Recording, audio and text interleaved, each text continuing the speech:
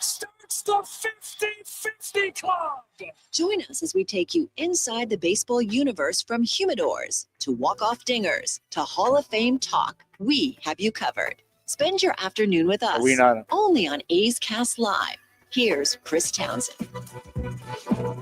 Good afternoon, everybody, and welcome to another edition of A's Cast Live from Sin City. We are at Las Vegas Ballpark as we're getting you ready for the Athletics taking on the Arizona Diamondbacks. Universe from as this is Big League Weekend, Game 2. We had the game yesterday here at beautiful Las Vegas Ballpark. We had the first game. Today will be Game 2.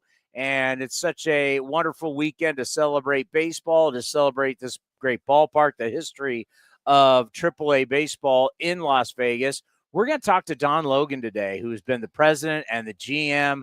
And I believe Ken Korak just told me he has been in charge of basically the AAA team here since 1983. You talk about an unbelievable run, what he has done for baseball and all the different teams and all the years of Big League Weekend. And it's really cool when, like, you come up here into the press box and you see all the different teams in Major League Baseball who have come here throughout the years.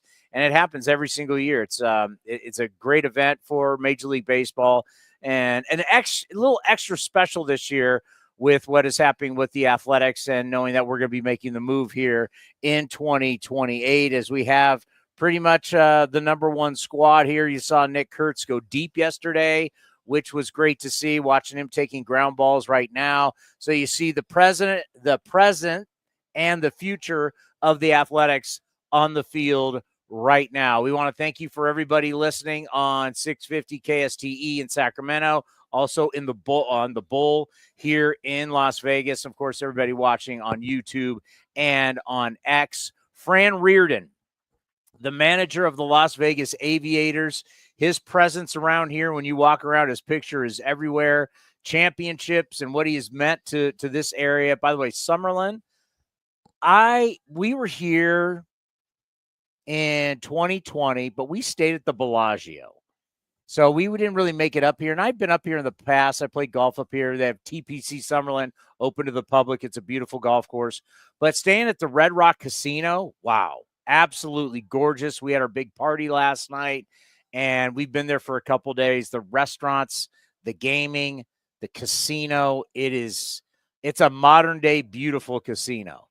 And having been out and about around Summerlin, if we're looking for places that we're going to need to move, Commander, as we'll be making our trek down here, Summerlin might not be a bad spot for us to find a place to live once we're here more on a permanent basis. Yeah, I've enjoyed Summerlin. I mean, you got the whole area when you walk out of the Red Rock, and you have like all the shopping and dining. Like, there's so much stuff that's around that, not just for us, but like our wives, players' wives, our coworkers' wives and husbands. Like, there's a lot to do in just this area right by the Las Vegas Ballpark. Clean, yeah, safe.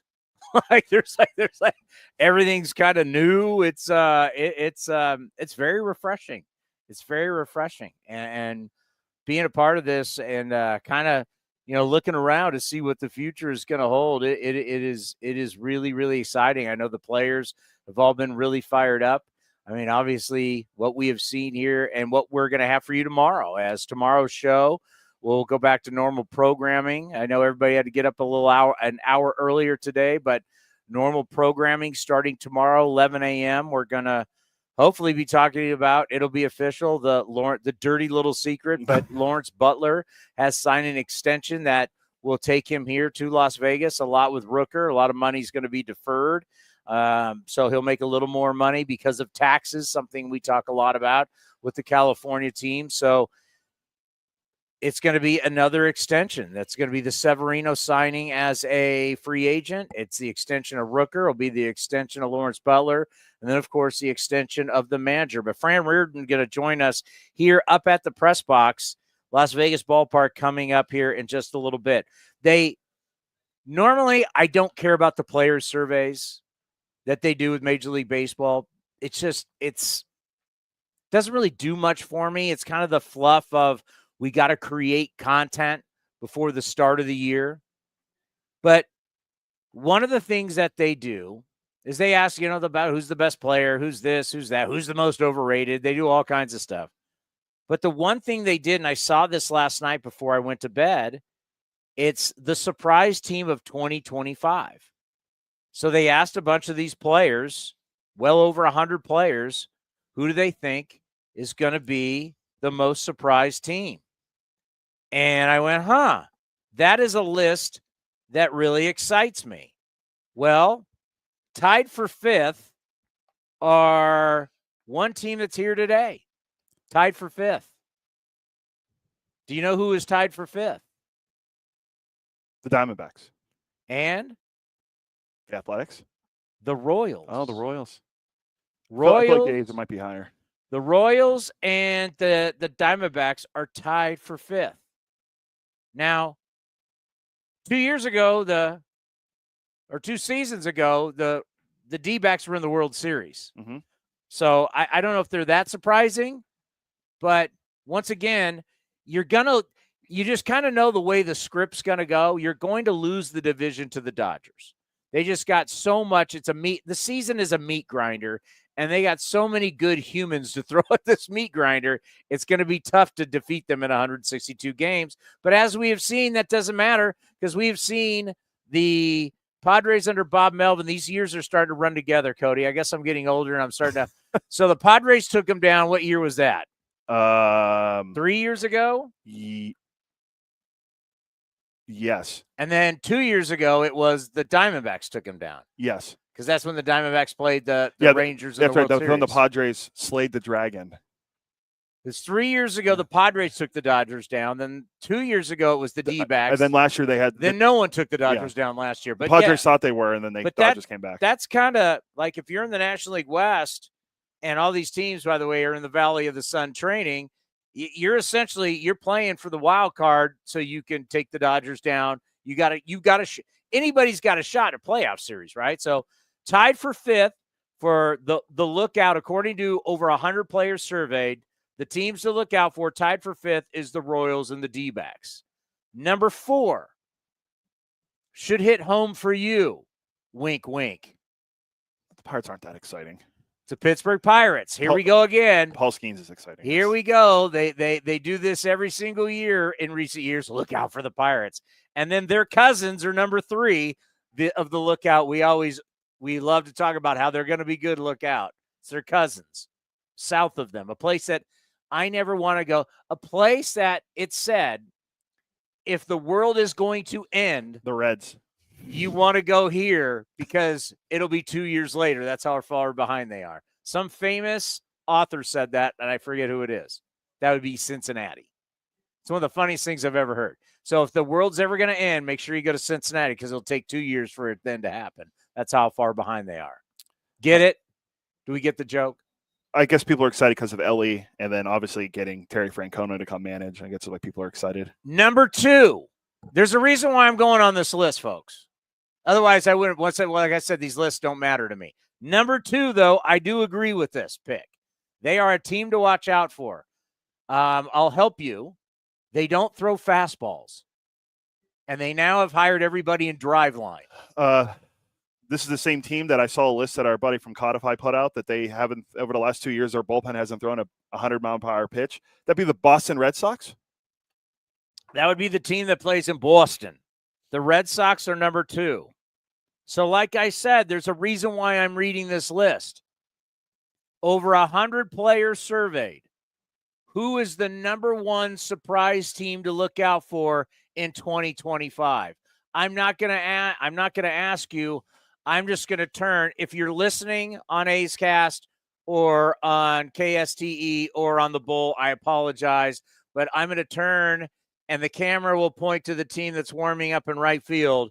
The number 1 team, surprise team for 2025, not according to front offices, not according to broadcasters, not according to Johnny Dasco, not according to the legendary voice Ken Korak. The number 1 team, according to the players to look out for, is the Athletics. That's what the players think. And reading what the players in baseball think, their saying, if we're taking notice that there's a bunch of extensions, the players around baseball are taking notice because there are a bunch of, go on to MLB.com right now or go on to your app. You didn't see this yesterday? It came out. I saw it last night. Well, no, because I'm glad you brought it up. Well, you know why? Let me tell you why. Because Cody was 3 sheets to the wind last night at our company party because it was an open bar, and he was out schmoozing with all the rich people. He was drinking all night long. Actually, I was talking while yours truly was back in his room grinding, getting ready for this show. I was talking to Shea Langoliers, who you see right here, the MVP of the Futures game on the wall. I was talking to Shea and his wife about a trip to Italy they went to and all that stuff. But yeah, no, I'm glad you brought that article up because I listened to the award-winning GM show this morning, Front Office on Sirius XM when I was working out, and it was Duke and Grant Paulson. Bowden wasn't on, and they started the show talking about Grant asked Jim Duquette, which team are you most excited about or have the most buzz, all that stuff, and he said the A's because of being at camp, and he then brought out the point that he mentioned to us on Friday about he had one rival AL evaluator say, watch out for the A's, they're a sleeper. All right, so here you go. The A's were the darling of this year's players' responses. The A's. Can I read this again? The A's were the darling of this year's player responses. This isn't me. Oh, you work for the A's, you're a homer. This has nothing to do with me. I did not. This is the players who play in Major League Baseball. They received at least 10 or more votes. They received at least 10 more votes than any other team. So that's at least 10. A pretty impressive margin considering 18 different teams were mentioned. Quote, I think the A's are going to be able to swing it, one AL starting pitcher said. Like you look at their second half last year, they're starting to put it together offensively. So, yeah, I go with the A's.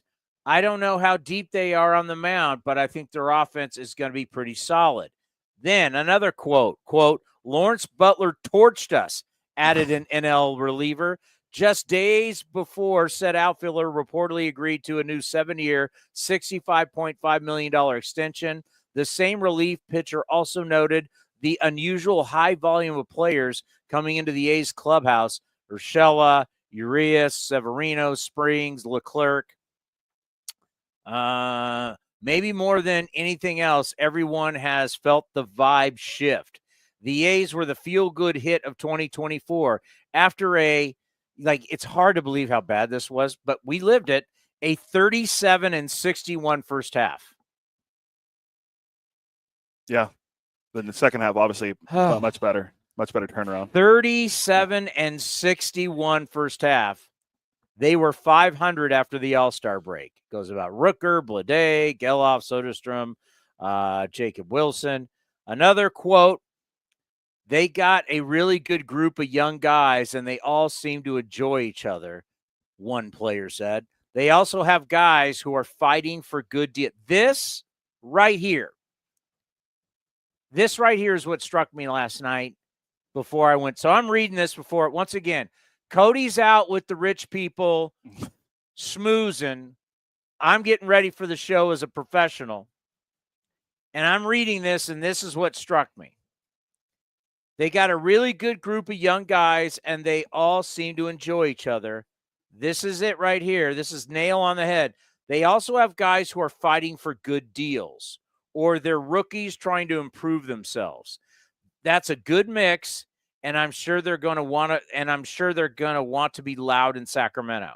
But that one line, they also have guys who are fighting for good deals. I want you to think about the culture change that we've been talking about here on A's Cast Live, okay? You have young men who have waited their entire lives for this opportunity. And a lot of these guys in their life, unlike, you got to remember, it's different. You and I, we're going to work for a long time. Our goal is to work a long time. Our goal is to retire. We get a retirement, right? That is our goal. A professional athlete's goal is not long-term. It's a short-term. Your time as a professional athlete and hopefully a long lifespan is very short. So you got to cash in on it. And they know that. And that's why they hire agents. And agents go out there and try and get them the best possible deal because this is the money that's going to carry them for the rest of their lives, to where the rest of us, we work every year and we put away for, hopefully you're putting away for retirement and your company's matching, and those are, that's what you hope for. And that at some point when you get into hopefully your 60s, your mid 60s, you're able to say, peace out, I'm out of here. And I have good enough health to enjoy that retirement. That's an ideal situation. These guys are trying to retire early and then be able to do whatever the heck they want to do. I ran into Chan Ho Park last night. Is that who you were talking to? I was talking to Chan. I'll get into it later. I was talking to former right-hander, Korean right-hander, South Korean right-hander, Chan Ho Park, who had a great career. He made I checked it was like $86 million in his career. Won like 124 games, even though you don't care about wins. He does. Real quick, Mark Ling from Athletics PR just told me he's bringing Colby Thomas up now. Now? Yeah, he said heading up now. So we got time. Well, we got another 11 minutes till we break, and then you better tell the greatness. You better tell your terrestrial radio stations that we could have some issues here at the bottom of the hour, because usually we didn't care. Now we gotta care. So everybody back in these studios, be prepared. It may go a little long, but and Colby Thomas is one of those guys too that's going to be coming up, and these guys are playing for deals, and they now know that the deals are not coming just from other teams. Like that was always the deal, right? You come to the A's, you love playing here, you love the coaches, you love the staff, you love all the guys, you love everything, but you're not going to get paid here. You'll end up getting traded when it's time to get paid. Well, now everything is changing. You now know because you're watching. If you're Shea Langoliers, if you're Mason Miller, if you're J.J. Bleday, if you're Zach Geloff, if you're Tyler Soderstrom, on and on, J.P. Sears, on and on and on. I know now if I play and I do well, I can be here a long time. And now they're all getting the sense of, wow, Vegas is pretty cool. I want to be a part of that. So this is an exciting time. And like this player said, this anonymous player, this is what these guys are playing for. And the vibe around here is just everything's completely different. I wish people could have been at this party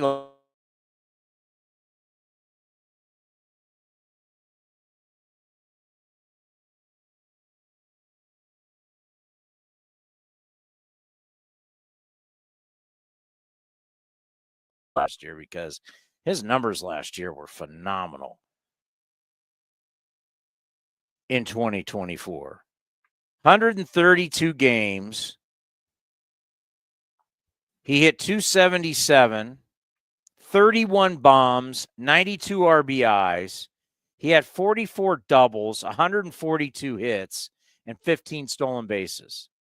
I mean, this guy, you're going to see when he comes up that he is somebody. He's a strong athlete, and it really is. It's his time. It's it. That's the thing. It's like we want to highlight him, and one of the reasons why we asked for him was because if he is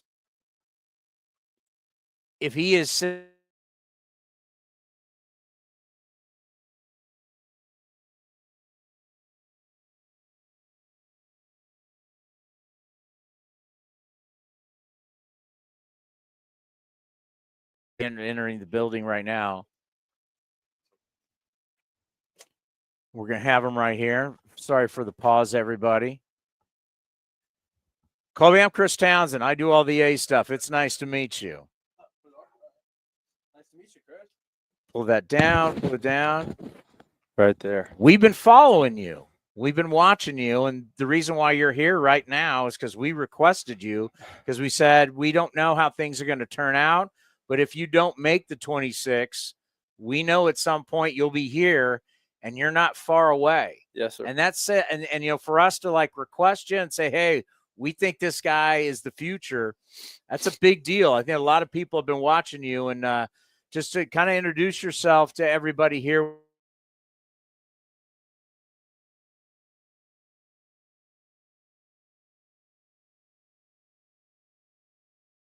the word future, that's awesome. But, if I don't make the team and I have to play here, I would say it's not that bad of a place to play. No, not at all. Everybody's here is awesome. But, I'm Colby Thomas. I'm from South Georgia. Went to Mercer University, and, I'm blessed to be where I am, honestly. This is awesome.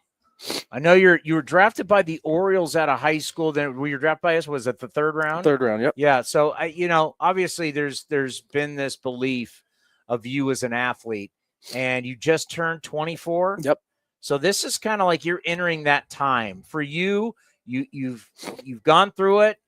There's obviously inside a career, there's the highs, there's the lows, there's the struggles, there's the things are going real good. But now you're 24, you're really starting to get it. So what I'm saying is, it's kind of like, do you have that feeling that this year is the year that it's now time for me to have my opportunity? Yeah, I would definitely say so. Last year I played well, kind of had a tough month there, and so I struggled a little bit, but that's part of the highs and the lows, and so it's just you're going to have lows, but it's not letting it roll over into 2 weeks or 3 weeks. It's just that one week is a bad week, and then you kind of flush it. But 24 is this is a big year, and so I'm going to try to go into this season with the stuff we worked on the off season. I believe in it. I trust it. I think it's the right stuff, and we're going to see what results we get. We talk about all the time, this is a game of failure. So you have to understand that there will be those times where you do struggle, and you said flush it. Problem is, a lot of people, especially when they're young, have a hard time flushing it, and you start to press. You want to get everything back in one at bat, and you think you're going to hit an 8-run home run, and you're going to hit this hit, and it's going to improve your average by 20 points. And that's not it. It's the grind that you have to accept. Talk about going from, you go to college, you're obviously a really good player, and you mash and you tear it up. And then all of a sudden you have to learn to love and enjoy the grind, which is hard to do. For sure. It's something that unless you're playing, you don't really understand. High school, you're the best player on your team. College, you go and you're the best player on your team. And then you get to pro ball, and you gotta prove yourself. I mean, this is the best of the best in minor league baseball, and if you don't go out there and believe that you're the best, it's tough. The mental part of the game is so hard. Like right now, I'm not hitting the ball really well, but I can't go up there and get it all back in one swing, like you said. And luckily, spring training numbers don't actually count, but this is a good time to get my feel right for the season, so I know what I'm going into the season with. And we're just making adjustments now. So what does it mean for you to be around the team, fly with the team here, to just so you get more comfortable when that time comes and you get called up to Sacramento? And it's not going to be, you're going to be playing the River Cats, you're going to be playing with the big club, to be familiar with everything. What would that mean to you? This is awesome. This is my first year at big league camp. Yeah. So I'm kind of starting to get the hang of stuff, I guess. Watching all the other guys who have been in the big leagues, who have performed in the big leagues, watching kind of what they do, taking a little bit from everybody, kind of talking with everybody a little bit. And but it's cool to see how the standard is. You can talk to old big league guys, but once you have to go through it a little bit. You have to learn things, and you have to learn this is the right way to do things, this is the wrong way to do things, this is something you should do, this is something you shouldn't do. And so being here is kind of it's a learning process, and it's awesome. Has there been somebody in the clubhouse who you've really kind of like a mentorship, someone you've gone to? Because there's stuff on and off the field. Is there somebody that you've kind of said, okay, this is my guy, and this is somebody I can trust? Not really. I just talk to all the guys. I've talked to all of them the same. I haven't had a guy who's just that guy, just because everybody's on the same page. So there's really no need to go to one guy when you have everybody who's on the right page and doing things the right way. All right, outfield wise, all three positions, comfortable all three positions? Yeah, I love playing. I love left and right. I think I can be a really good center fielder. Haven't played it a lot, but I think I can do it. Really comfortable left and right, and it's fun. Outfield's really fun. Well, and that's what's so key about our game today is no longer are you going to come up I'm a left fielder. It's going to be like, you got to be able to, especially an athlete like yourself, a guy who can run, you got to be able to play all three. And that's what makes you more enticing to the front office to bring you up, because you can do all three. Yeah. I can definitely do all three. If you put me out there, I might need some live like reps out there during batting practice, a little in center, but I can do it. Center is a little more true. The ball is never top spun or side spun to center. It's all back spun. But you got to remember, if the ball gets past you in center, it's probably an inside the Parker. So it's a long way to run for those corner guys. It's and I'm a corner guy. It's bad news. That's right. Yeah, it's bad news. What's like the one thing since you've come up to big league camp and you've been to Arizona and now you've come to Las Vegas? Like, what's the one thing where you go, wow, this is cool? Flying's pretty cool. Flying on the jet with everybody is really cool.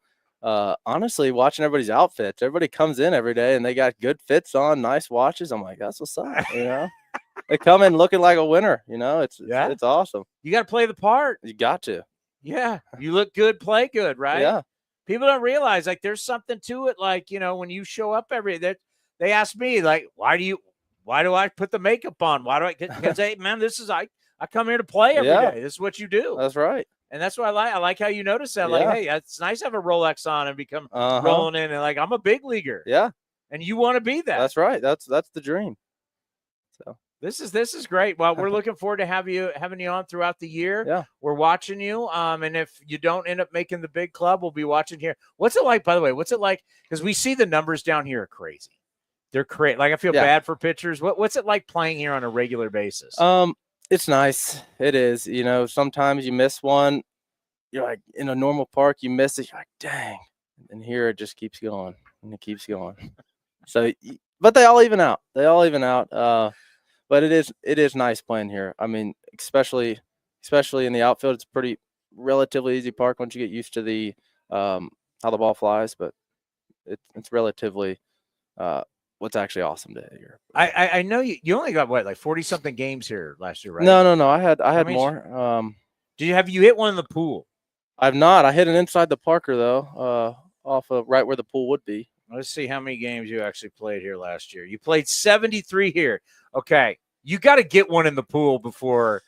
You got to get one in the pool. Yeah, that's like a dead spot for me. You know, like center field to like barely right center is like a dead spot. I like to go more right field and more left center. Like it's just how it is. Because that was established by the Diamondbacks years ago when they had they're at the Bob or whatever they call it now. Yeah. If you're a Diamondback, you got to get one in the pool. All right, before you get out of before you come to the A's full time, you got to put one in right. You got to put one in the pool. You never know. It might be today. We'll see. All right. Well, hey, you know what? Thank you so much for your time. Yes, I truly appreciate it. And we're watching you. We've been talking a lot about you when we talk about the future of the A's.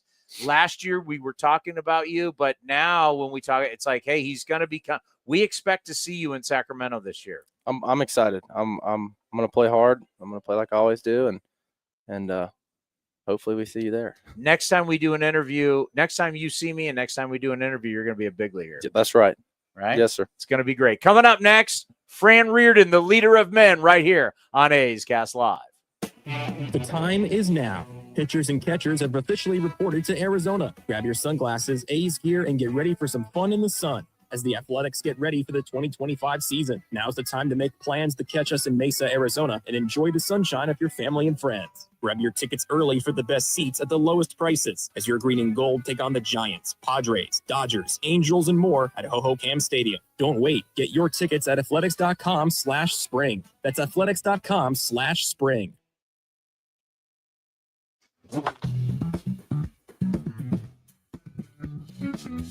A's starting pitcher Luis Severino joined Towny on A's Cast Live in Mesa and discussed his role as a veteran leader in the clubhouse. For me, just learning from the guys that like when I was younger, you know, Cesar Sabathia, Ivan Nova, Michael Pineda, I played with Aero. So those guys teach me how it was, you know, how it is to be in the big leagues. So I would try to do the same thing with those guys, you know, if they need me, you know, my first year, you know, I was trying to impress everybody, you know. So right now it's just, you know, trying to get ready for the season. So if I need to talk to those guys and let them know, you know, you don't have to be 100% every time. You don't have to go 100% every time. You know, when we need you to go 100% up there and pitch, that's the day you want to compete. So don't go out there and go crazy and try to get hurt and taking ground balls and or trying to catch a fly ball that you don't need to. So just to, you know, let them know what I learned while I was younger. You can watch the full interview at youtube.com/athletics or listen at athletics.com/AceCast.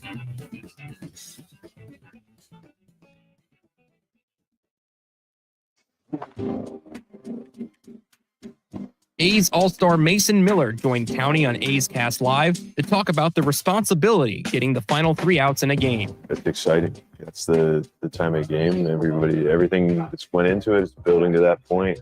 And usually when I'm in there, it's an opportunity for us to win. Yeah. So just pitching with that energy, pitching with that mentality that I just got to get 3 outs. It doesn't have to be pretty. I want it to be pretty, but it doesn't have to be. You know, it's just like just get 3 outs, hold the lead, get the guys in the locker room and celebrate a win. So I love it, and I feel like I just embrace it and take the role for what it is. You can watch the full interview at youtube.com/athletics or listen at athletics.com/AceCast. The A's YouTube page is your go-to destination for A's video content. Get access to great highlights, exclusive behind-the-scenes content, classic games, A's Cast Live, and more. Visit youtube.com/athletics. Streaming from the studio, A's Cast Live continues with Chris Townsend. Well, I got in trouble the other night because they told me there were some people I was going to have to interview. And I said, well, until Fran Riordan has a statue at this ballpark, I'm not talking to these people. I mean, that's where the conversation starts. And it was a highly contested debate, but, you know, we're working on things because there needs to be this big, beautiful bronze statue out in front of this ballpark of you. I mean, you are everywhere we go around here. You're like the Elvis of Summerlin. Well, I've been here for a while now, and you know, I think if they put any sort of statue, bronze or otherwise, in front of this beautiful cathedral of a stadium, it would kind of sully the look. So, I appreciate the thought, but yeah, it's just a great place to come to work every day, and a great thing to be a part of here in Las Vegas with everything that's happening with the A's and the move here, and then just having the history of being here since 2019 and, you know, kind of growing with the organization and, you know, getting to be around the people of Las Vegas. It's just been a great ride so far. Let's be honest. Most minor league stops, everything's transient. The manager, the players, the coaches, everything's in and out every single year. That's not the case here with you. You've been here since this all started. You've been the manager. There is a relationship with you, the fan base, the city. You have to admit it is very unique. I think so. You know, if you look at just the landscape of minor league baseball with the players, coaching staffs, coordinators, kind of always in flux, changing every year. The fact that I have been, you know, here since 2019, it means a lot to me. I've seen the ebbs and flows of the organization. I've seen a lot of great things happen with players, with the major league team, with, you know, guys having success at the next level. And, you know, it drives me to keep doing the best for the players every day. And it's tremendous amount of fun. Well, and it's so key to have that relationship, the good relationship with your staff, the big league staff, the front office, because the AAA manager is such a unique job because you want to win and you also need to get players ready to be able to play in the big leagues. I mean, there's a lot of different scenarios of things that you have to do, but in the end, you want to win. Yeah, and I view winning as part of player development, and I think it starts with Kotz and the culture that he's created since he took over as skipper, and trying to infiltrate that into not just the AAA level of the minor league system, but all the way through the system, so that, there's an expectation set when you go from one level to the next and eventually hopefully go to the big leagues, that it's not much of a transition as far as how you go about your business, your professionalism, your routines, your work ethic, and that translates into wins. It's as simple as that. And I think that we're all rowing the same boat at the same time to try to get to a really, really good championship major league team. And it's fun to be a part of that.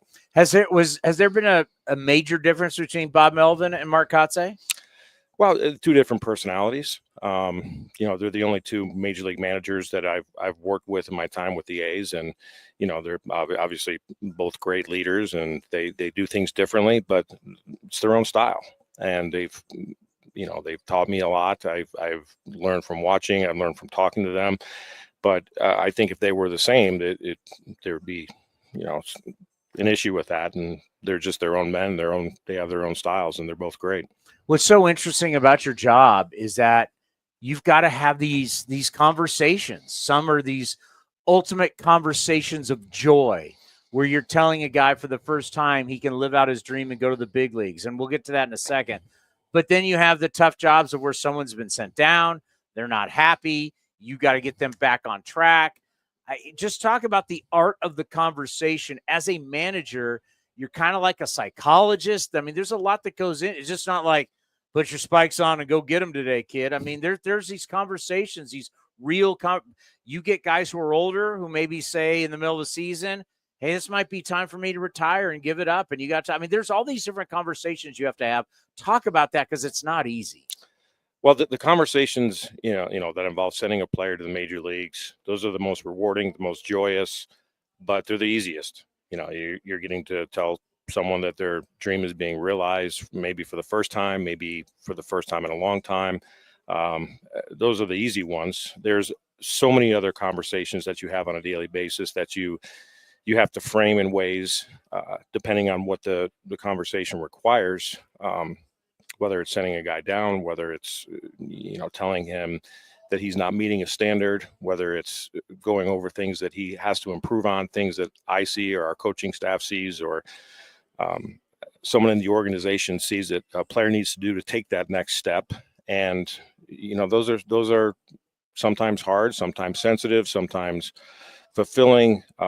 You just want to make sure that all the conversations that you're having are hitting what needs to be hit at that time. And yeah, there's so many of those. And, the most important thing is just keeping guys focused on what they have to do that day, not thinking about, if I don't get to the big leagues in a week or a month, then my world is going to end. No, what do we have in front of us today?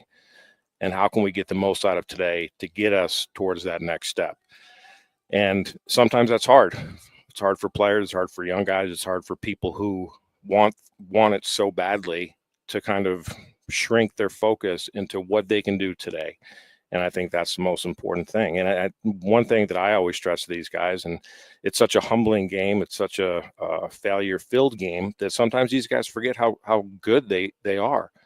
And if you're struggling, if you're not having the success, if you're not producing at a level that you're capable of, it's very easy to just forget how great of a baseball player you are. So I focus on that a lot. Just little reminders, little words of confidence, and letting them know, hey, do you remember when you did this? Do you remember when you had this month, this week, this series?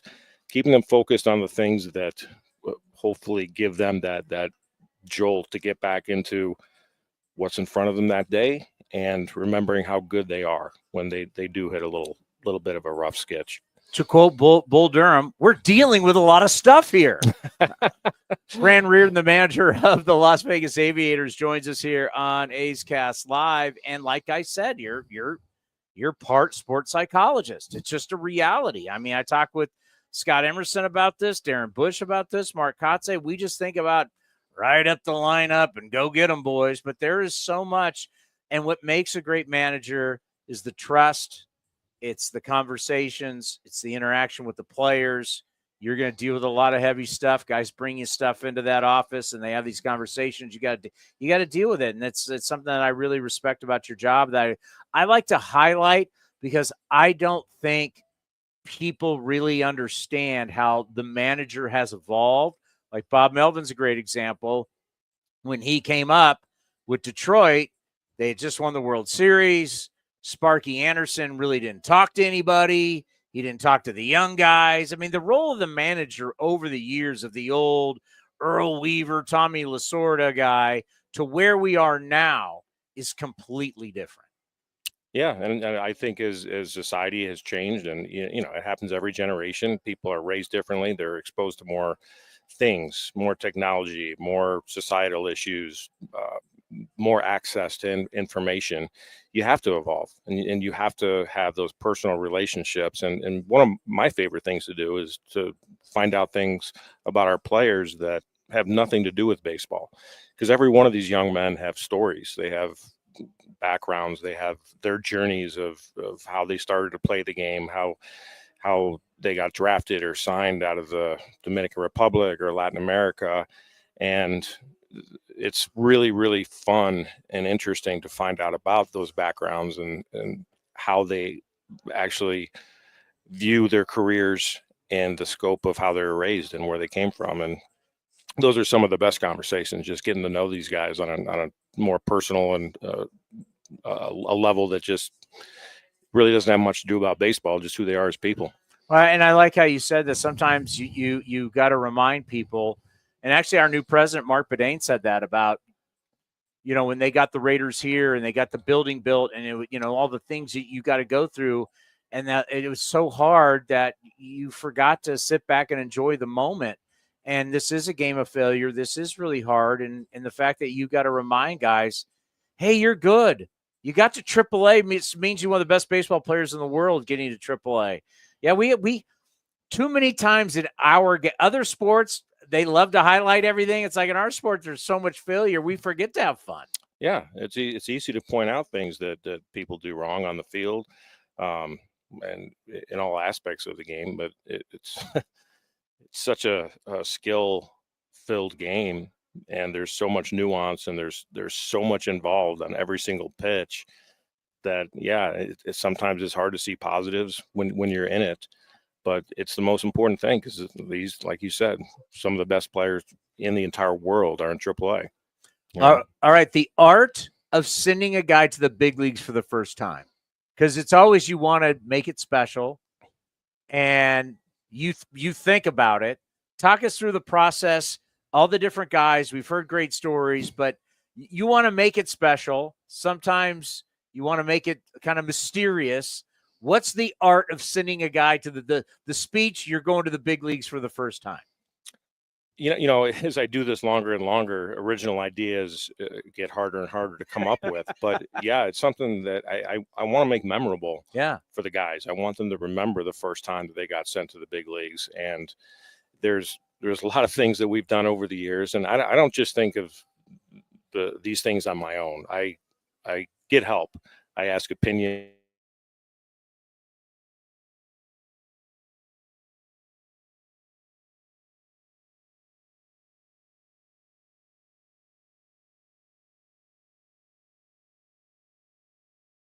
We played his walk-up song while I told him on the foul first baseline over there. Just little things that hopefully that they remember for their entire lives, and they can tell their kids and grandkids about when they're reminiscing about the glory days. So yeah, I take a lot of thought. It means a lot to the player. I know that, and therefore it means a lot to me that it's kind of special for them.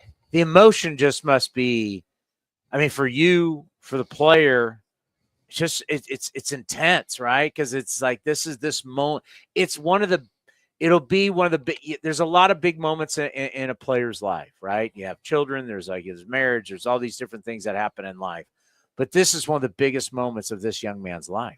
Yeah, you you think about instances in life where you see real, pure, genuine joy. Yeah, and it's special. You see it in babies when they're laughing and being poked in the tummy, or like that's legitimate, that's genuine, that's joy. And these guys get to experience that when they're told that their dream has been realized, and you kind of see them reminiscing in their heads about what it took to get to this point, and they can't fake it. And it's really special, and it's great to be a part of. Yeah, I'm glad you have that. I'm glad they're not all put on video, because there's some of those are special moments that just the people in the room should enjoy. When you think about AAA, and a lot of people have talked about, and we've been following the numbers. It was 863 pitchers the year before. I think last year was at 855. 855 pitchers were used in Major League Baseball last year. There's not enough humans on the planet to pitch in baseball. It's the bottom line. But then what ends up happening is that changes the dynamic in AAA and AA, and you're constantly. When you've seen this influx of change, how much does that affect you? That is such a turn and burn with pitchers these days throughout all the levels. Honestly, it's real. What you just described is real. Maybe my first couple of years managing in AAA, it would seem like a lot, not knowing what your roster is going to be on any given day, having constant flux, getting caller attacks. Hey, we got to keep these guys out. Maybe we need them at the big league level later on the day or tomorrow. But now it's just it happens. It's part of the job. And what do we have today? Who is on our roster today? Who is starting? Who do we have in the bullpen? What lineup are we using? And if you just like talking about singular focus, what can we do today? That's kind of like the scope that I use from the manager's seat. What can we do today to put everybody in the best position to get better, to win, to produce, to just do positive things in the game? And if you just kind of have that mindset, it just doesn't seem like it's an issue. But there is a lot of turnover. There is a lot of roster movement. There are injuries, movement up and down, and you just have to roll with the punches. I need you to call me before I play golf. It's about today. It's only about what you did yesterday and those things you had. It's today, because you get on the you don't stripe it down the first tee and you don't make it on the green. He's like, oh, here we go again. I need that today. I don't disagree with you much, but you do not want me calling you before just round of golf. Today. Just today. I can't do it to myself. I have the worst self-talk in the history of everything when I golf. One of my biggest pet peeves, because I've been doing this now a long time, and we've always, you get the older broadcaster, this is the big leagues and the big leagues. I got to the big league. And I go, wait a minute. I got all these numbers that I've been tracking. I don't even know the difference. I mean, a lot of the pitchers that will pitch in the big leagues this year started in AAA this year. So it's like, am I right to say it's very blurred pitching now because of the up and down that everybody's doing? What you see in the big leagues in AAA is probably closer than what you've ever seen before because of a lot of the guys you're going to, as a hitter, that you're going to face this year, at some point have pitched an inning or two, either this year or last year in the minor leagues. Yeah. You said 850 last year. Probably more than half of them spent some time in the minor leagues last year. And that's something that you hit on earlier. These guys that are pitchers in AAA, well, probably about half of them have already been to the big leagues, but talent-wise, they're major league ready. Yeah. They just need to refine something. They each have individual things that they're working on, that they're trying to tweak, whether it's a pitch shape or a new pitch or stamina or velocity or any metric that they're trying to improve on. And you see them get better.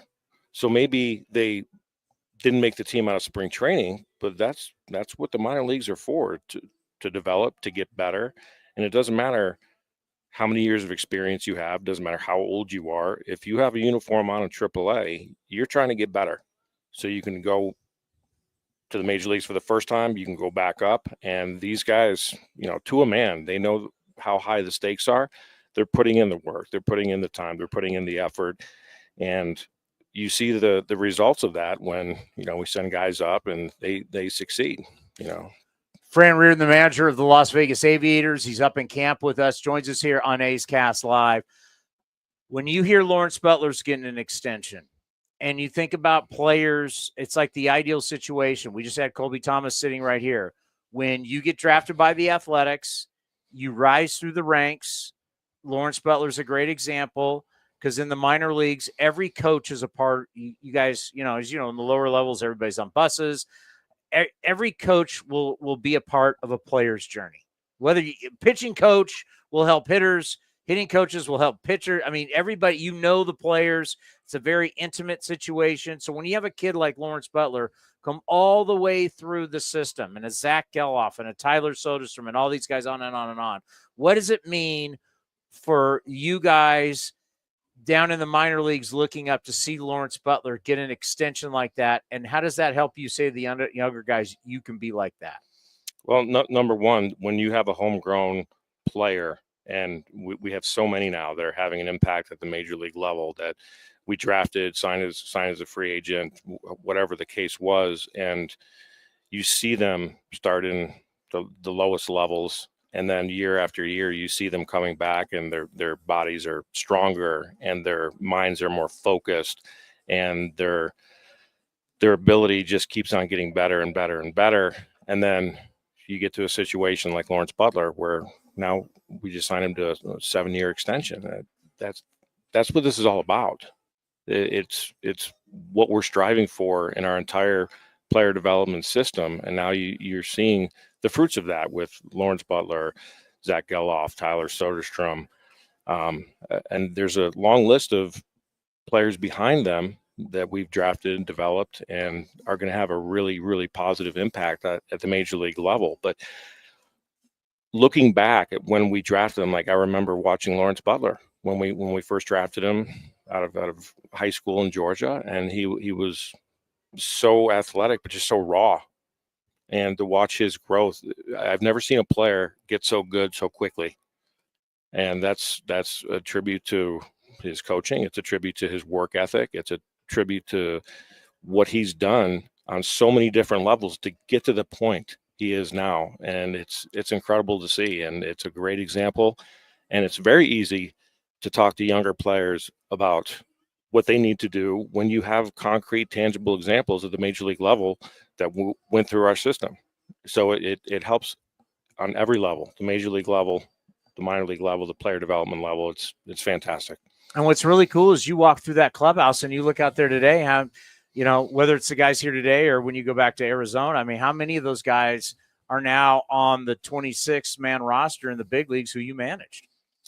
I don't know. Most of them, I would say. Yeah. Yeah. At some point or another, they've come through Las Vegas, and I've been with them in spring training. It's a lot of fun just seeing these guys and the success they're having, and the possibilities of what could happen in the future with the commitment that we're making to these players, and the future of the A's looks very bright. All right, Cody, I fended it off long enough. Go ahead with it killed us, the Bills. We have now, we feel we're a part of Bills Mafia because of you. We root like we're Bills fans because of you. I love that. Tough being a Bills fan. That's all there is to it. You just it's not easy. It's not easy. No. You gotta have a you hard dragged heart. us into this thing. I'm sorry. I apologize for that. I don't want you guys to get used to disappointment. Like I mean, we talked.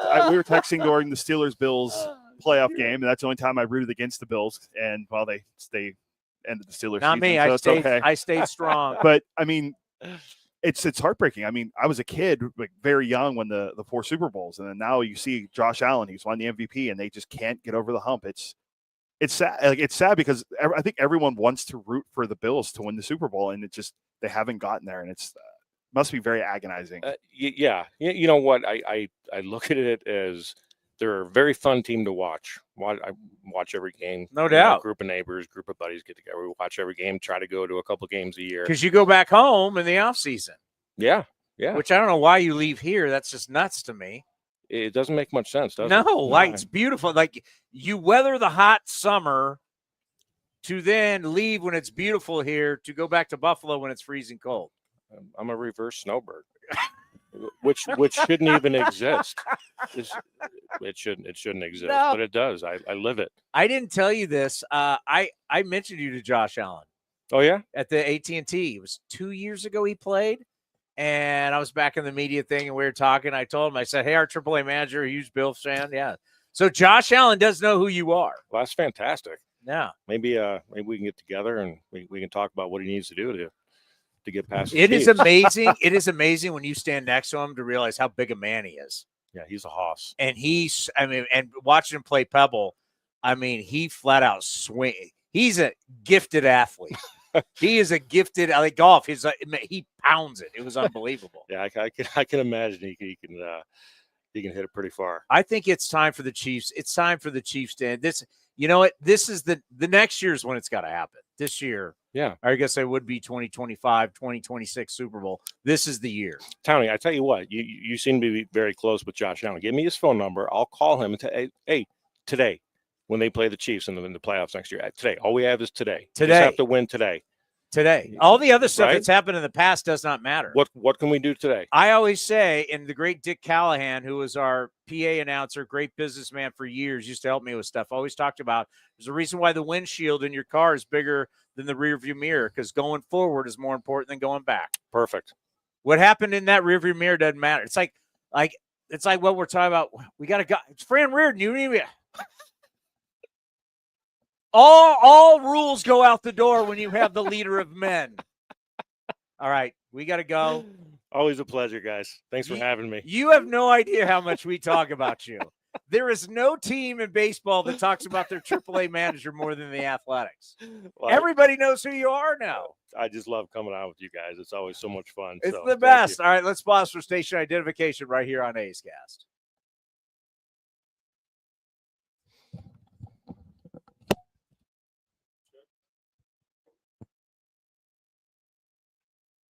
Don Logan's going to join us. He's right next door in the booth, the president of the Aviators. What do you got for us on Don Logan? Anything? He's the best. There's no dirt on him.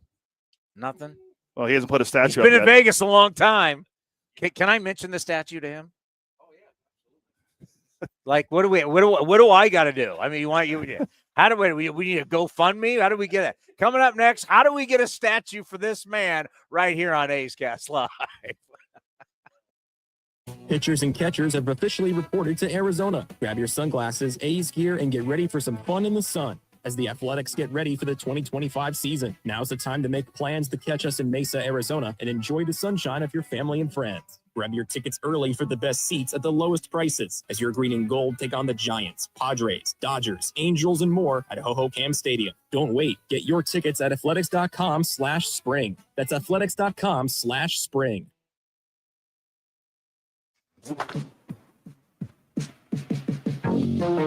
A's right fielder Lawrence Butler joined Chris Townsend on A's Cast Live to talk about him being a symbol of the organization. I mean, it means a lot because it just shows me how much, they value. And, I love the A's. I love the organization from the ground crew to the trainers. I mean, I just love everything about it. I bleed green and gold. And, for them to just acknowledge me as that and everybody just to keep telling me, keep going, and all the coaches coming back from the minor leagues, I'm seeing them and stuff like that. It means a lot because, shows the hard work that I put in and they put in, with me. So, it means a lot to me. You can watch the full interview at youtube.com/athletics or listen at athletics.com/A'sCast.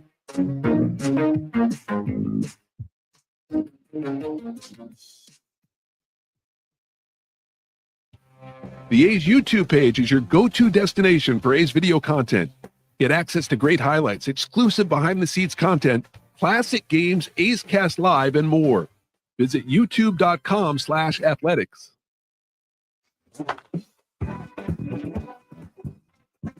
A's lefty J.P. Sears joined Chris Townsend on A's Cast Live in Mesa to discuss his ability to take the ball every 5 days. I think that's one of the main things you try and do as a starting pitcher is your availability. And it kind of comes with, having a good routine and, sticking to routine and kind of learning, what works for you and what doesn't work for you. So, I've been proud of being able to do that the past couple of years and looking to do that again this year.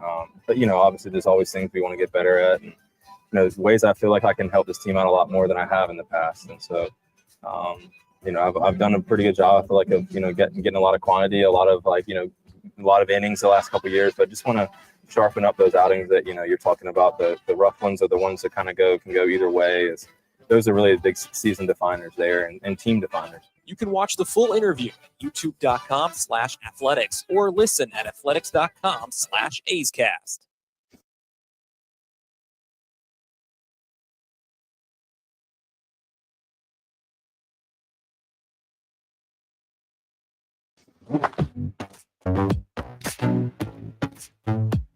A's Cast Live continues from the studio. Here's Chris Townsend. Well, if you're going to come to this ballpark, this is the man you need to speak to. You've been running and been a part of baseball here in Las Vegas. I believe Ken Korak told me since 1983. 1984. Yeah. That's pretty special. When you talk about being a part of the fabric of professional baseball in this town as the GM and the president and all the titles that you have had, what a career. What a career. It's been, the old saying, if you do something you love, it's not like work. And baseball is all I ever wanted to do. So I sit back now and think how many years it is. It's kind of shocking. I look at Ken and I were just talking, I brought him here, I think in 1988, maybe 89. He was in Phoenix. We hired Korak over a couple other, Joe Myers and Ken Durdevanis wanted the job. We hired Korak because he was a golfer. Yeah. Not an easy, great broadcaster, obviously, but the golf. That's what put him over the top. Yeah, but all those kind of stories you go through the years and, talking to just when everybody comes through in the course of a year. We had a college tournament last year. A bunch of scouts were here. It's just been it's a labor of love. It's not work, come to the ballpark every day is easy. Well, I think about what you're talking about, 80. Like I was in high school at that time, and you think about the longevity of a career and what you've been able to build here. And you think about this beautiful stadium. And last time we were here, it was 2020. It was right before the shutdown, but I'll never forget. I wanted to talk because on that day, Sandy Alomar Jr. was managing the Indians at the time. He was stepping in. Terry Francona was not here. And I knew growing up in San Diego, I knew the whole story about the Padres and how Benito Santiago was with the Padres and Sandy sat down here. And Sandy is like the greatest player to have ever played for the Las Vegas Stars. And he had that longevity. And it just made you realize just so many great big leaguers, so many great players have come through here, and you've been a part of their career. It's amazing, and the fun thing is that we're still friends. I talk to Sandy regularly. I haven't been to Phoenix yet. I'm coming in a couple weeks, but I'll see him. Joey Cora just brought his family out right before he went to spring training with the Tigers. Talk to John Kruk regularly. You have certain ones that you're close with, but some of the you mentioned great players. Benito was a great player, had a great career. Yeah, the Padres were the AAA team here for years. Yeah. Shane Mack, broke out it. Kevin McReynolds had a great start to his career here. And, Dave Dravecki, Andy Hawkins, just through the years, so many. And then the different organizations. We were Dodgers for a while, and we had opening day, Andre Ethier in right. Matt Kemp was playing center then for him. A kid named Delwyn Young was in left who had written the big leagues. Andy LaRoche at third. Rob Nelson, he was not the Rob Nelson from the old A's days, a different Rob Nelson. He was like the only guy, and then he got bumped for James Loney. We had Russell Martin. We had John Broxton. Eric Gagne was the closer. We had a big league team here. Unbelievable. And we didn't win the freaking league. Really? No. Wow. We got in the playoffs, but we got smoked in Edmonton. So let's talk about the evolution of baseball in Las Vegas to where there was a point where everybody really, let's talk professional sports, because they said, you'll never have the NFL, you'll never have the NHL, Major League Baseball, NBA. And now it's the hotbed, obviously, the Raiders. I worked for the Raiders when they moved. Went through all of that. Obviously, the NHL understood this was a great market. The NBA at some point will get here. We're going to be here in 2028. Just talk about how Vegas has evolved from no one will ever go there till now everybody wants to be here. Well, I think, there's some key points to that people have to understand. That the first and most important thing was the acceptance of gaming by the masses and by the leagues. Until I remember we had the Brewers play in this event when Bud Selig had just become the commissioner, and his beloved Brewers were here, and he'd come to Vegas, but he wouldn't come to the ballpark. He didn't want to be seen at the ballpark in an exhibition game in Las Vegas because it's Las Vegas and we had sports betting. Really? Oh yeah, there was a real phobia toward gaming that had to be overcome. And I think once that happened, and you look at how big a supporter of all major sports gaming is now, at the fan duels and all that stuff. That was number one. I think number two, the determinant was always the media market size. And even today, we're 40. The DMA here is not that. There's right at 2 million people that live in the area. But we've got 45 to 50 million visitors annually. And the dynamics there make it really different in terms of, that's one of the things that, I've talked to John and Sandy a lot about in the run up to the A's coming here. If you understand that you want the visiting team's fans to come, you'd love them to come to Oakland. Now they just weren't going to. They go to San Francisco. They certainly, talking to Mike Hazen before the game today, he said when the Dodgers play in Arizona, it's like 75% Dodger fans. And when the Giants are there, it's like 60% Giant fans. Yeah. But that's okay. The money's all the same. And that is fact. The energy is the same. That is fact. So, you accept once the gaming was accepted, and once you accept the fact that the visiting team is going to be a big part of your market, that's where it really was. We had, and a lot of people don't know this. Everybody knows the A's opened the season here in 1996 when the Coliseum was being Raiderized. That started the thought that, maybe Major League Sports works. We sold out, that was done in like a month. And we sold out there was actually 7 games. There was 4 against the Blue Jays, 3 against the Tigers, or vice versa. I'm not sure, but sold them out immediately. National TV came in, covered one of the games. And it was like, there was an energy that people were like, wow, that's pretty good. And so then we hired a consultant to quietly do a market analysis. And the analysis was just the actual size of the market and the lack of an RSA, not having the media, the TV money that most other teams enjoyed, made this a real heavy lift. And that was Steve Schott and Ken Hoffman owned the A's at the time. And I think that was one of the things they even knew then, that, the East Bay sadly had become, that the business had changed. San Francisco cleaned up their port and fixed it. A lot of the shipping went over there. Just the energy in the Bay Area in general went to the Silicon Valley. And, Oakland just sadly is, there's a reason that the Raiders are here, the A's are coming here, and the Warriors moved to San Fran. It's just, it wasn't that the teams gave up on Oakland. Oakland just changed, and right, wrong, or indifferent. It's sad, but, I think that's what led John and Lou Wolf to buy the team. And, I think had that happened back then, had baseball come here, I liken it to what happened with how the Suns are in Phoenix. The Suns can suck and doesn't matter. They're the Suns. They were first in. They brought Major League Sports to the Valley of the Sun. And, now the Golden Knights get the mantle for doing that. And it was, 10 years after we made that examination. But that was, I think those two elements, the gaming and the tourists, really woke people up. And then, of course, we've grown. There's 2 million people here. I think when I started in 1984, what it exactly was, I'm not sure, but there was probably 500,000-600,000 people in the Valley. So it's changed a lot. Well, you kind of broke that all down real quick and very impressive, because as someone, I live in San Jose. I've lived in what you would call Silicon Valley now since 1991. So the fact that what you saw and what you said, for a guy who doesn't live in the Bay Area, you just broke that down I got family in the Bay Area. Pretty neatly. You kind of put a bow to it. Now it's a fight that, what I'm glad for me, someone who's my whole career. I mean, I started in 96, 97 and have to go through all this. I went through it with the Raiders, now going through it with the A's. I'm glad this trip for a lot of people, and the hiring of Mark Bedane, and I used to work for Mark Bedane, kind of lets everybody know this is happening. We're moving forward. It is what it is, and we're coming here. And I know a lot of people have talked about, people like Steve Hill and yourself. You guys made that. You guys had to want it. You had to accept it, and you helped make it happen.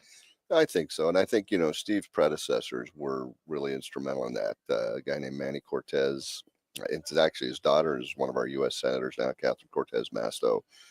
Manny was an elected official for a long time, went in and ran the Convention Visitors Authority as it expanded. And then a fella, Rossi Rollencotter, had been the marketing VP there. He stepped into the lead role. And then now, of course, Steve. Sports and special events were really something that it works for our market. It started with boxing. We were talking about that at breakfast today. The way that boxing was received here 30 years ago, 40 years ago. All the big Ali, fights, Holmes, Sugar Leonard, Thomas Hearns, Marvin Hagler, all that stuff. It was like to Tyson, yeah. I mean, it's just crazy. We bit off Holyfield's ear here. Those things. The market and the LVCVA in particular understood that. Okay, we've got I think we have the best dining in the country, no doubt. We certainly have the best hotel resort offerings of anywhere, and the amount of them. The shopping is now second to none. The great airport accessibility from anywhere in the world is easy. And it just makes sense, for them as they're the sales and marketing arm for the destination. And, bringing Major League Sports in is just like that's the cherry on top of the pie. And the Super Bowl here was phenomenal. Will be a regular no doubt part of the rotation there. You got the college football national championship game. I think that's inevitable. The Final Four is inevitable. That's coming, and that's what we're all about. And then you add the home teams to it. Just the kids, the guys went out last night. There was an event at Red Rock, and a bunch of Rooker and Butler and Mason and Shea came over to that, and Ken did a little piece with them, and then they went out on the town. And I was talking to Lawrence. He said it's different here. Going out in Vegas now as a established big leaguer, and this is like where you want to be. This is like when you go to New York to play the Yankees or the Mets, and you get to go out. It's got that vibe to it. This is particularly on the weekends. There is no better place for young people to be. So the players are going to want to play here. Fans are going to want to come here. It's going to be phenomenal. And I know our fans hate when I talk about this, but the no state taxes is a big deal. You're going to have. And I know agents. I've been in this game a long time, and I know the agents. I know we know Lawrence Butler will announce something tomorrow. It's not official, and not that I talked to Lawrence Butler, but a lot of his money is going to be deferred for when the team gets to Vegas. I mean, it's just the way it is. I remember dealing with John Gruden. I did the John Gruden show back in the Bay Area, and he signed that big deal, and unfortunately it didn't work out, but a lot of Coach Gruden's deal was deferred to when the team was going to be here. I mean, there's going to be something to the A's being in Las Vegas, no state taxes, what you talked about, the vibe of the entertainment capital. Yes, if you look at all the restaurant magazines, the best restaurants, the best chefs, the best everything, the entertainment, the best entertainers, the residencies, everything is here.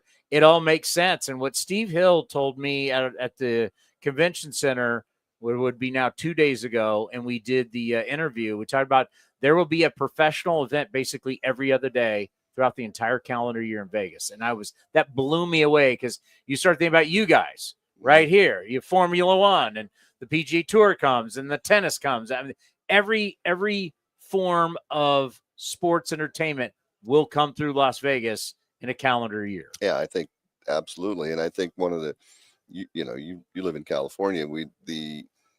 The economics in California have made it real easy for Las Vegas to step in, because particularly the Southern Californians. I mean, we're like an eastern suburb of San Diego, Anaheim, and LA. I mean, it's easy to get over here. There's tons of flights. They're building the high-speed rail. That one's going to happen. Not the LA to San Fran thing probably never happened. No. But, and then just the economics in California, that the no state tax, we've got the driver of our economy. Obviously, you guys are staying there. What we have here just works, and it's entertainment. It's fun. It's everything that sports is all about and should be all about is what we're all about as a destination. And so, yeah, Steve's 100% right. It's there's an audience for it too. You know, I don't know anything about F1. Spriggy does. Spriggy and his wife came up for that, but the F1 energy that comes, I mean, I don't think I didn't know what F1 was. And then you see what the amount of money they spend, and they took this site down there and they created this paddock, and you know, you couldn't get a private jet in here. They had to go to St. George, drop their people off, and go park their plane 200 miles away from here. I mean, it was amazing. And those kind of things, this is a world destination now. And, you know, a lot of things used to go to LA because of Hollywood and all that. And, you know, to Vegas has benefited by just what's happened economically in California. And the Californians, I think it's 70% of the visitors we get here are still from California. So this is California's playground. So we love our neighbors to the west and thank them for everything they do. Yeah, the movie industry is moving into Nevada too. That's next, right down the road. I mean, you can see it if you stood on the deck over there where they're putting that in. A lot of people don't know that, but yeah, Hollywood is moving studios here like no you would. Tax. They like the no state tax.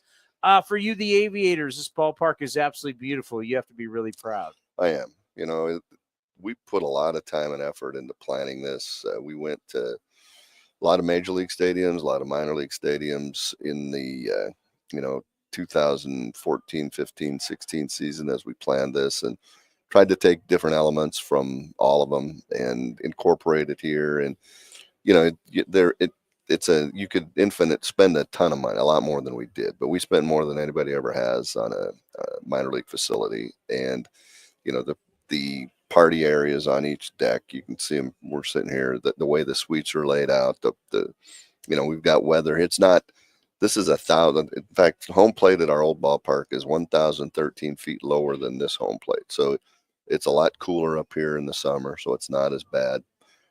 The big fans we have downstairs, the seats, I don't know if you've seen those. They're uber comfortable. They're twice as much as a regular stadium seat, but it really works. And, you know, we put money into the fan amenities and the things that are going to make people want to come here, you know, more than once. And it's really paid off in spades. It's been great. So I get a lot of questions about, okay, if the A's are going to be here and the Aviators, how are they going to coexist? But we've seen that recently with the Astros and the Sugarland Skeeters.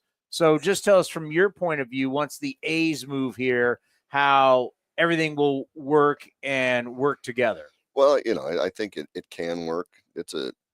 Certainly it's a different price point. If you take the caliber of play out of it, and I mean, every one of these guys that are making a difference for the A's right now played here at some point in the last 5 years. So it's not like the talent that the product that you put on the field from a AAA or for a AAA team is, you know, it's the highest level.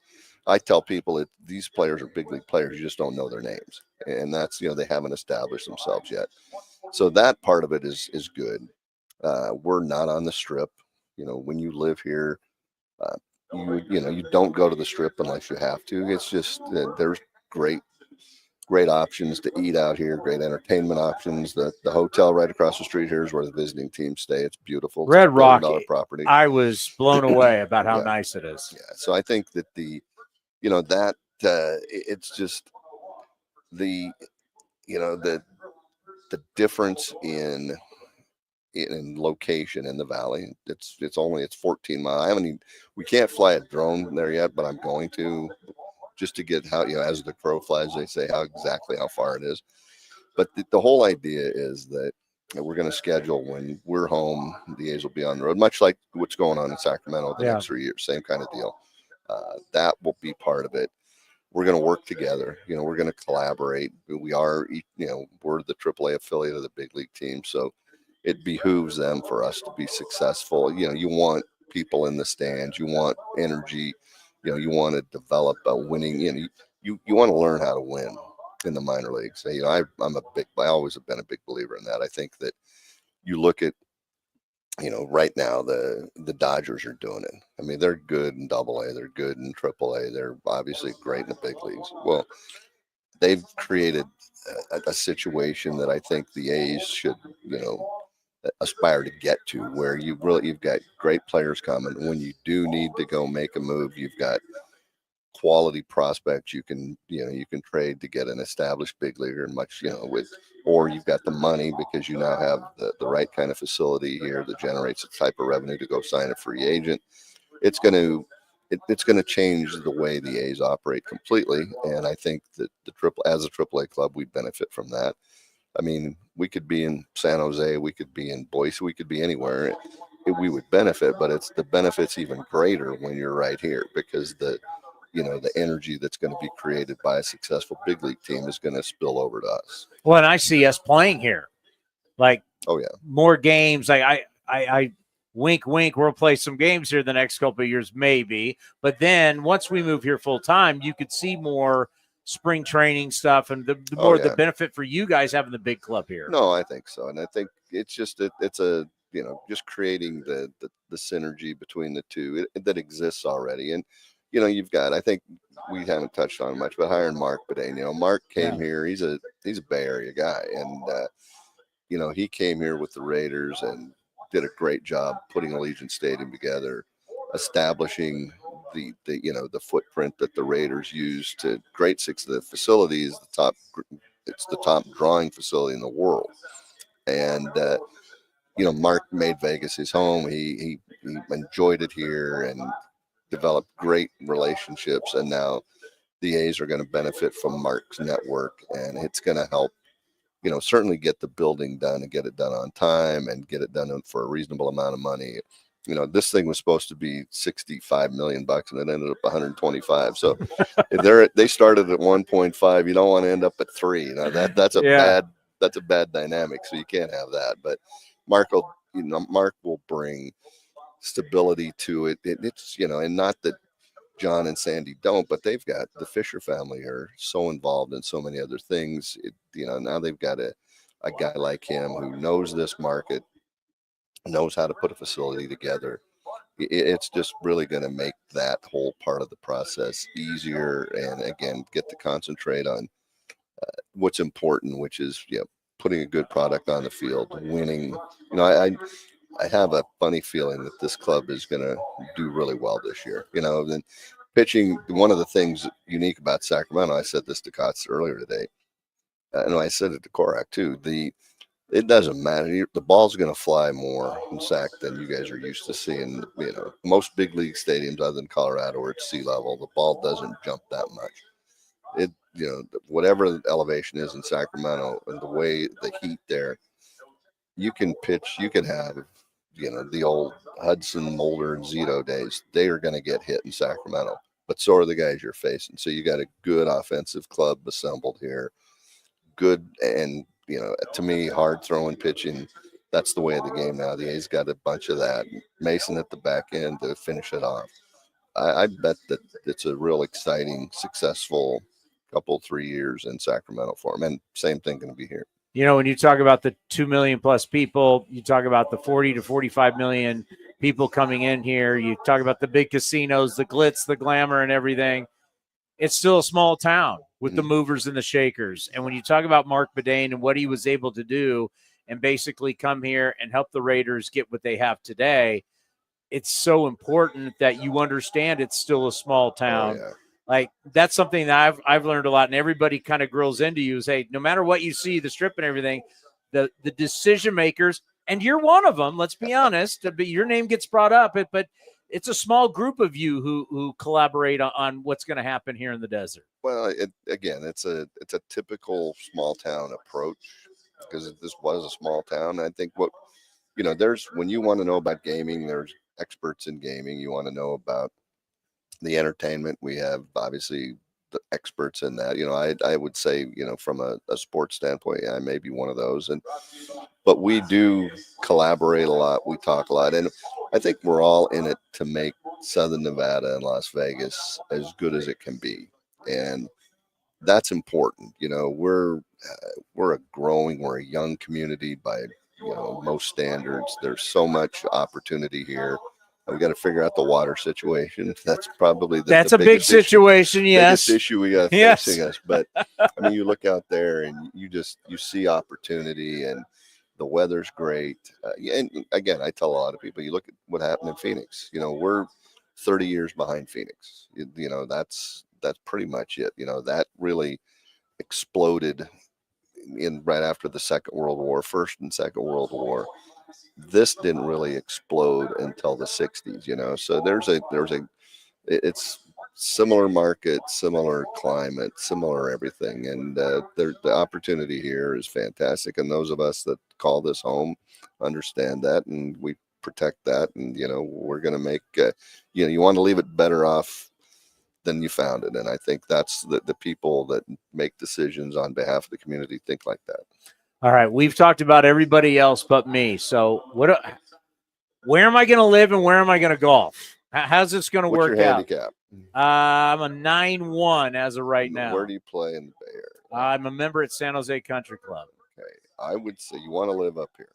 Number one, you want to live in Summerlin. It's like I told you, that 1,000 feet.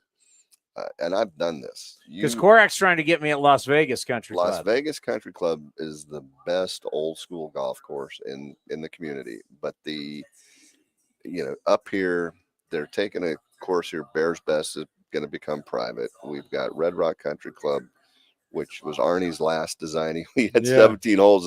You got to drive about a mile and a half to play the 10th hole and go back on the course. Classic. TPC, our tournament course is right here. I played TPC summer. That's beautiful. Yeah. Canyon Gate, where I belong, is right down the road.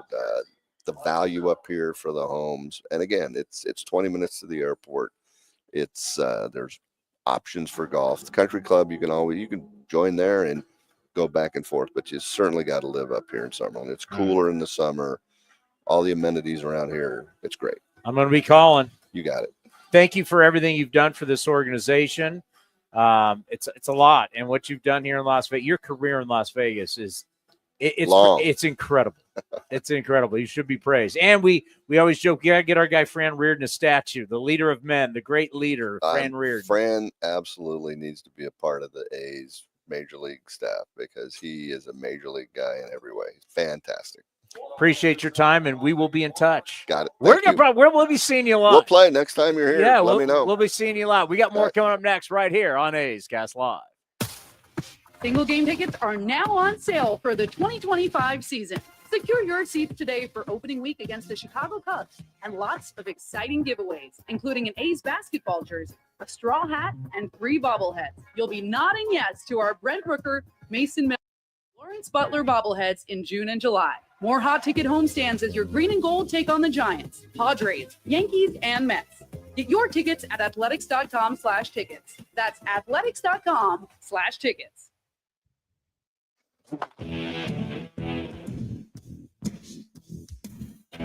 New A's starting pitcher Jeffrey Springs outlines the similarities between the young A's and his old team in Tampa Bay. A lot of similarities in a lot of the ways, in the sense of like young guys, a lot of talented, young players that are establishing themselves or have, established themselves in the last year or two, and really finding, their way, their path, and kind of, making the adjustments. So it's exciting, watching, the guys throw, the guys hit, and then, like you said, competing against them the last couple of years. The talent, it's exciting, when you kind of have younger guys that are hungry and eager to play. Those can be dangerous teams. So I'm excited to be a part of it. You can watch the full interview at youtube.com/athletics or listen at athletics.com/AceCast.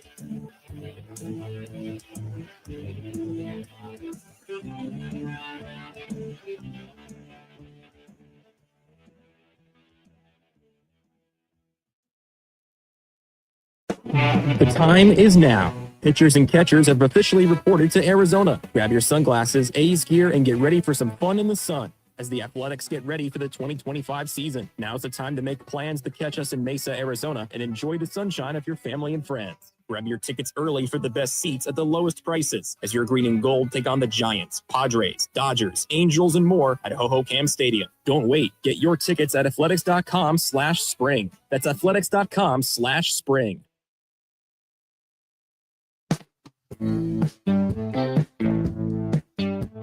Athletics DH Brent Rooker joined Towny on A's Cast Live during his extension press conference to discuss becoming the face of the franchise. It's been a wild ride. It's crazy. Yeah, it's happened quick. In a sense, and it feels like for me, in a sense, it's kind of taken a long time. Obviously, because it took a little bit later into my career for things like this to start to develop. But it's been crazy. It's been fun.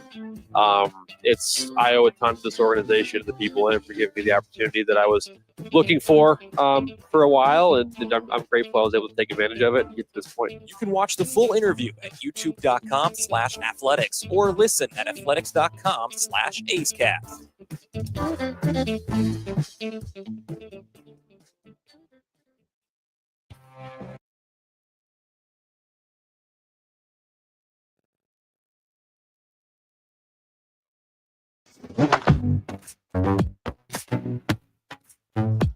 A's Cast Live continues from the studio. Here's Chris Townsend. Well, we've got the legendary voice, Russ Langer of the Las Vegas Aviators. You've been doing this a long time. People here have been listening to you for a long time. How are you? We've had stuff. You've done some of our games, and we've had stuff that we've done here on A's Cast Live. It's great to have you on in your backyard. Thanks. Legendary. If I'd known you're going to say that, I would have slipped into something more comfortable. Legendary. Everybody knows you down here. Listen, I'm one of the lucky ones. I wake up every morning and I look forward to going to work. And how many people can say that? So definitely one of the lucky ones. Well, you think about like this ballpark and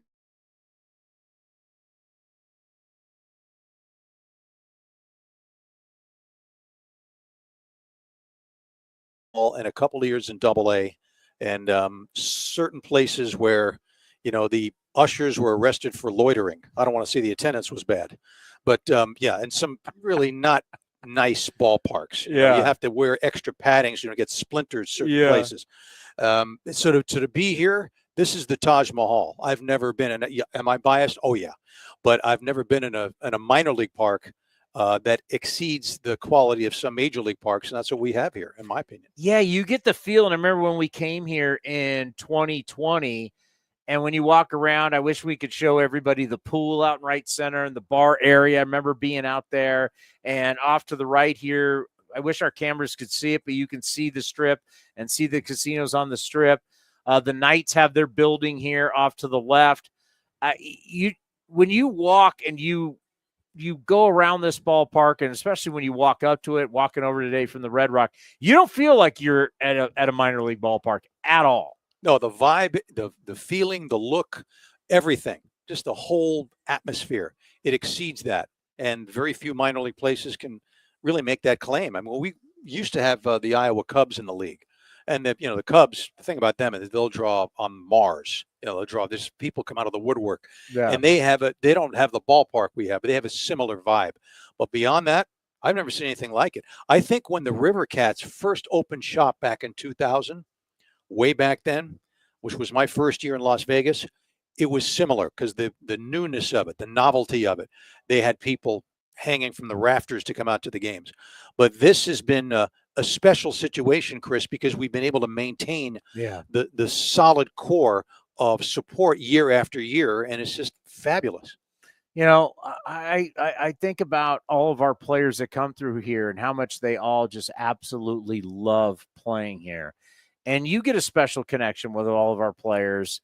And even probably more than ever, we're going to have more of our drafted guys born and raised who have come through Las Vegas on our 26-man roster this year. So what is it like when we come here to play and you get to see these guys again? It's like all home week because, like you said, you forge a connection.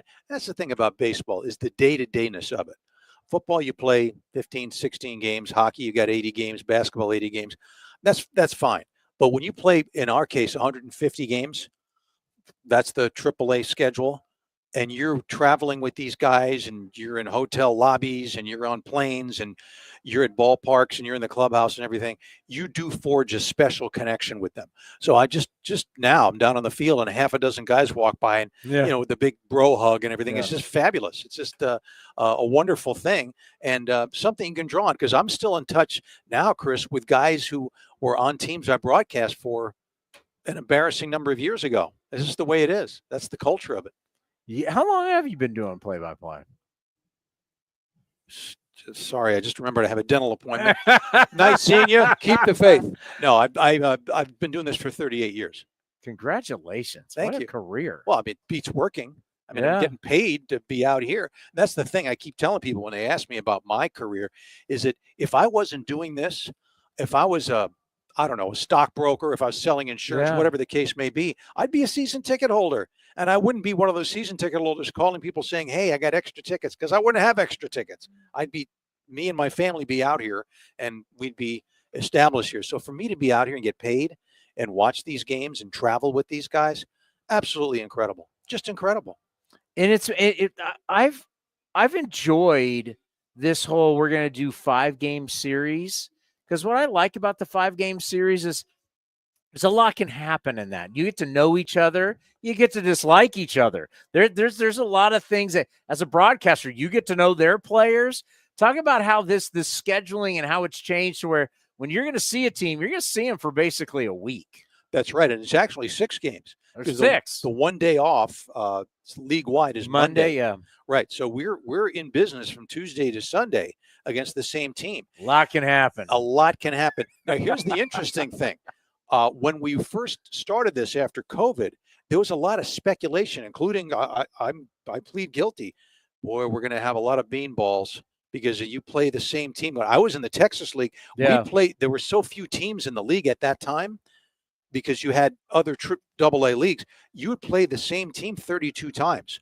And we had unbelievable brawls with some other teams just because of the sheer numbers. We thought that was going to happen with the 6-game series. And the truth is, it hasn't. There's been the occasional skirmish you hear around the league, but nothing like we thought it would be. And I don't know why that is. But I know that a lot of these guys, by the time they get to AAA, are friends. They are become associates. They know each other from being former teammates or being in college together or elsewhere in the minors. And I think there's less of maybe that's the reason why there's less of an inclination to throw at a guy's neck. You just maybe throw at their ribs instead. Well, they all know too what's at risk. Yes. Like the risk now and the money's different, and where I'm trying to go and I'm trying to get to the big leagues, being in some stupid fight in AAA is not going to help me. Absolutely. And there's no question that that's part of it. The money's part of it. The money's part of why careers in general aren't as long. I mean, people talk about some of the possible unbroken records in baseball. Some of the biggest reasons why you're not going to see anyone surpass Nolan Ryan in strikeouts or Ricky Henderson in steals or a lot of other things is guys aren't going to hang around that long with the way the money is. Yeah, Nolan Ryan did it. When we talk about obviously the strike, you would think in an era where there's more strikeouts than ever before, someone might be able to sniff that. And you go, no, the guy did it for 27 years. Right. Ricky Henderson was what, 24, 25? And how many guys are going to do that? How many guys are going to stick around when you're getting paid? If you're someone that's going to stick around for over 20-something years in modern day bait, you're probably going to make well over $200 million. That's right. Yeah. And not only that, it's the money, but there are other factors too. Health is one thing. And then the ability to play. I mean, Ricky was unbelievable. I mean, but the passion. I mean, he was playing independent ball at 40 odd years old because he just wanted to play. Dogs, right? Yeah. The Long Beach Surf Dogs. That's right. That's right. One of the coolest logos around. But other than that, and Ricky, that's what they had. But yeah, I mean, how many guys would do that? You've got a Hall of Fame career. You're arguably the greatest leadoff hitter of all time, one of the greatest players of all time, and you're playing independent ball with the Surf Dogs. So yeah, that's a chapter that's pretty much closed with certain records, in my opinion. How long have you been in Vegas? 25 years. 25 years. Isn't it amazing how much you've seen this area grow? Everything grow. No question about it. No question. When we got here back in 2000, you could never have envisioned that the NHL would be here. You would never have envisioned, well, the NFL maybe, because the NFL would work almost anywhere. I mean, let's be honest. But we weren't going to get a team before LA got a team. It's just politically, that's the way it was going to happen. LA got the team, we got the Raiders, and it went on from there. And now the A's, there's no way anybody could have seen that coming. And you look at that, and you look at Allegiant Field and what the A's are going to be playing in that stadium, and you look at T-Mobile where the Golden Knights play. This is world-class craftsmanship, and it's great for the fans. It's great for everybody. It's great for the whole community. We have no idea also when the NBA is going to be a part of it. Mark Bedane, our new president, former president of the Raiders, was helping the NBA. He was a part of that group. So obviously he's leaving that to come with the A's. But we do know at some point the NBA will be here. Right. I think when the WNBA opened up shop here with the Aces, that was the NBA's way of sticking their toe in the water and try to see about the possibilities. And while that's happened since the WNBA started here, we've seen a lot of other movement with the Raiders and now the A's and everything else. And so I agree with you. It's just a matter of time before the NBA is here too. And what that and fully, when you got the big four, when you got all four, it changes your market to a point that where you're like, we are the legit sports market. Like right now, it's great, especially once the A's come. But once you get all four, you start joining the likes of what the big markets have at least four teams. That's right. And I heard Don on earlier saying that we're about 30 years behind Phoenix. I lived in Phoenix. I would say we're 30 to 25 years behind. And they've got that is so interesting. Like I would never, as someone who's a Californian, I'm born and raised in California. He knew my high school. By the way, I was so impressed with that. Where did you get that? Well, you know, when you do what I do for a living, you're in the information business. Yeah, but I didn't play. I didn't know. No one cares. No one cares about me. Well, usually I conduct the interviews and I'm the one doing the research. And I thought, well, why not do research on Chris? You know, why not? Well, you never know. We could be sharing a booth someday, somewhere. So, yeah. That actually is, that could happen. That could happen. I wouldn't fight against you. Could be on Ace Cast more than you think with us coming down here. Listen, my rates are very reasonable. Are they reasonable? Take all major credit cards. No, but that's pretty cool because, you know, this has really been, I think, probably for you guys. You guys have known and you guys have believed and we've believed, but this weekend has been a huge eye opener for us as we come here and we're like, wow, this is life changing. Like this is going to change all of our lives. So for all the personnel, we'll be in Sacramento for 3 years. We're going to spend a lot of our lives. I can't wait. We're going to have a lot of fun in Sacramento. You, having traveled, calling games there for so many years, know Sacramento well. But yeah, I think that this has been an eye-opening weekend for us. You guys have kind of known it. We're now like, wow, this is our future. That's right. And you get to piggyback a lot of the great growth and development that we've seen. There's an old saying now. It's actually not that old of a saying, but it's a saying now, which is, if you haven't been to Las Vegas in 5 years, you haven't been here. That's how fast the place is growing. 2020 was the last time I'd been here. I don't like when I was a younger guy, we came here all the time. Now I'm not. So the last time was 2020, right before we shut down, playing then the Indians. And like it's changed dramatically. And forget my high school, getting back to what Don said, but the fact I never thought about like the growth of Phoenix and the Valley of the Sun after World War I, World War II, how it exploded. And then now from the 60s, this has been the place that so many people have migrated to the desert. It's been incredible. And Palm Springs at some point, if you remember way back when Californians started really heading out, because growing up in San Diego, there was a lot of people that migrated out of San Diego that went to Palm Springs. No question. I've got a home in that area where we spend part of the winter. And so we see that a lot. There you go. Our new friends are getting us golfing in Palm Springs. We love it. Listen, I can help you. You know, I told you my rates are reasonable. No. You don't, Chris, you don't have a rate when you come out. You just call me. That's all. But yeah, we've got that area. We get people from San Diego. We get people from the Pacific Northwest, Canada. So yeah, it's a huge destination too. What do we have going this year with our broadcasters in the minor league system, Cody, for A's Cast? Russ is doing the game on Wednesday with Chris Carey. Oh, you're going down to the Valley. Are you traveling back with the team? I'm driving tomorrow on my own. Okay. But I'll be there for a few days. And like Cody said, I'll do the game on Wednesday with Chris Carey. I'm looking forward to it. Right here on A's Cast, 650 KST in Sacramento, the Bowl here in Las Vegas. But most importantly, you're going to be on A's Cast with Chris Carey. Wonderful. Can't wait. That I have always felt that's one of the great things about when you want to hear the voices of our organization. And that's why when we've done stuff. Are we going to be doing anything this year? I'm efforting trying to, because we did it before where we carried a lot of the Aviators games on Ace Cast during, for when we have day games, when the Ace have day games or we have off days. We used to carry Aviators or try to carry the Aviators. We would do the lug nuts because going to Jesse, getting the feed. So like it's something I definitely want to do going forward because of a relationship we have with you and that we have with Matt and Everett. So having those games on when we're, day game or day off will be nice to have this constant play-by-play going on for everyone to enjoy, especially down here since it is our affiliate. Terrific. Well, it's all in the family. So we love that. That's outstanding. Sure. Great stuff. We appreciate it. Chris, we will be listening to you here on Ace Cast during spring training. Then, of course, we'll be following all the moves. Last question. Yes. Home run calls here.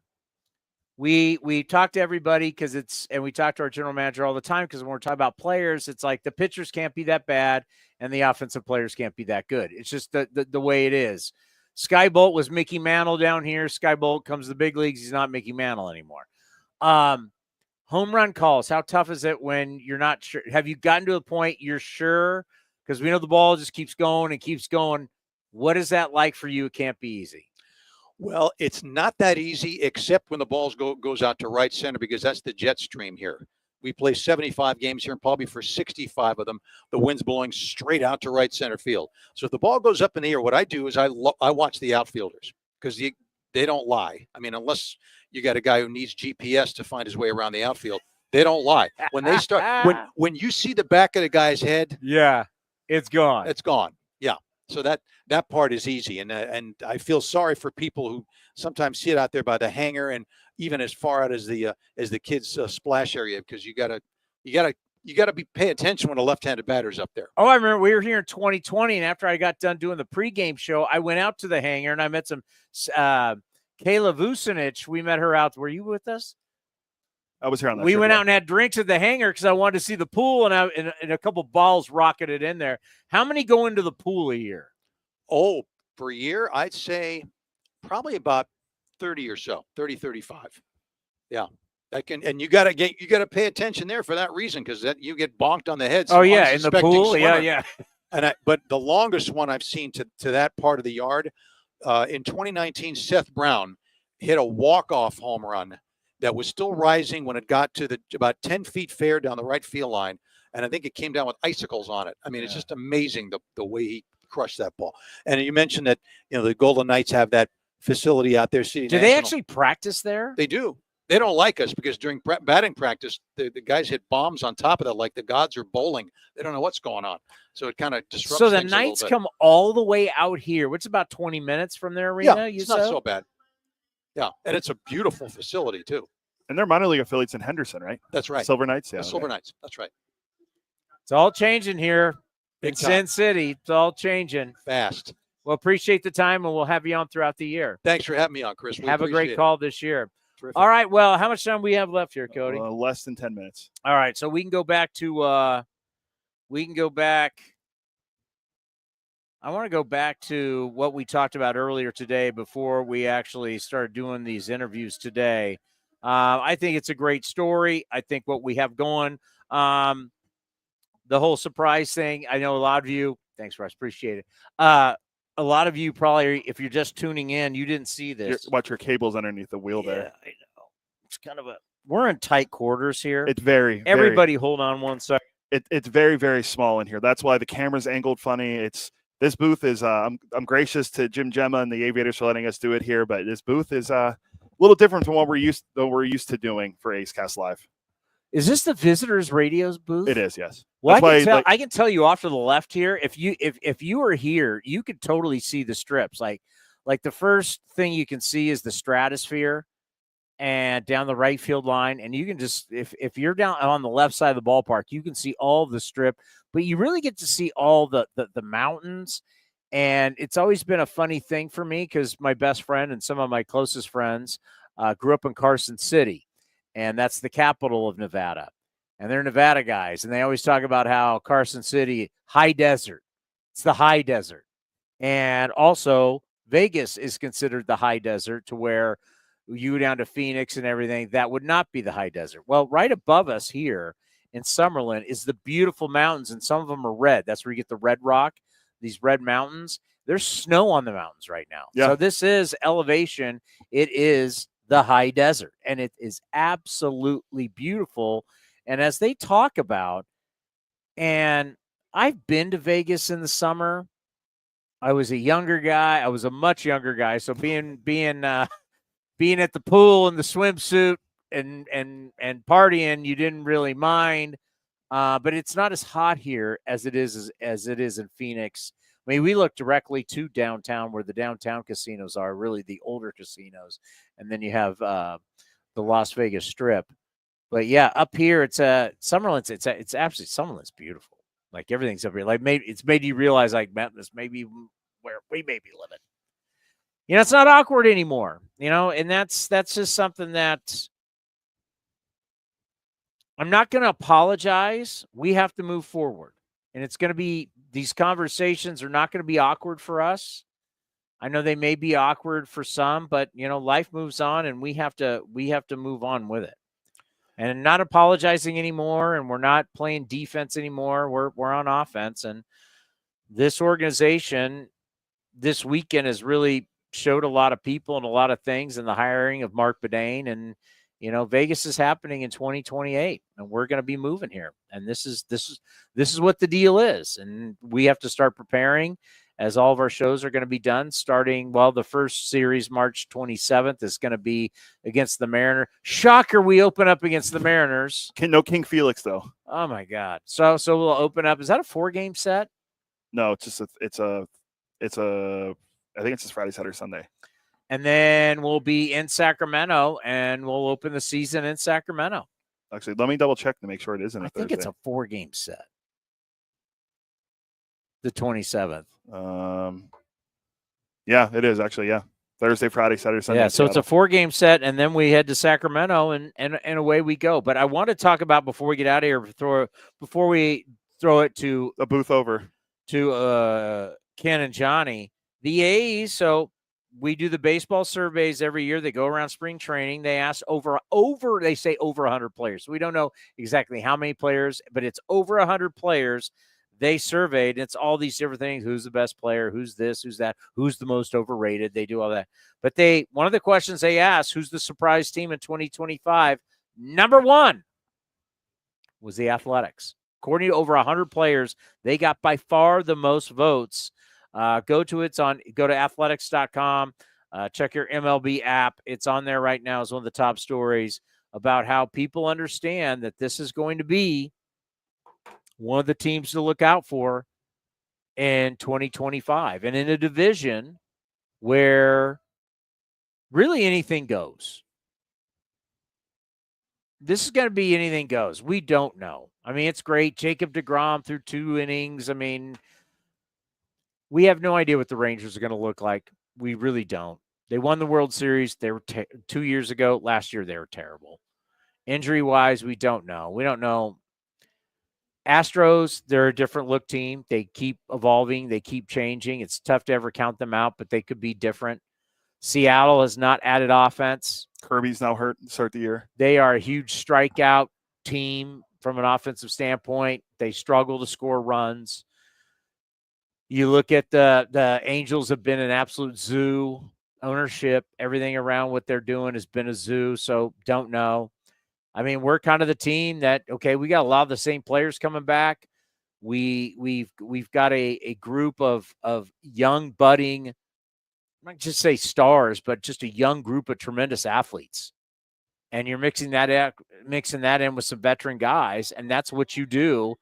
It's not going to be shocking if by the All-Star break and by the trading deadline, a lot of people are talking about our ball club. And you know, it's the players around the league who have played against us, as Luis Severino said. It kind of reminds him of when the A's started getting good in 2018, right? And had that run of 18, 19, 20. And that's what this feels like.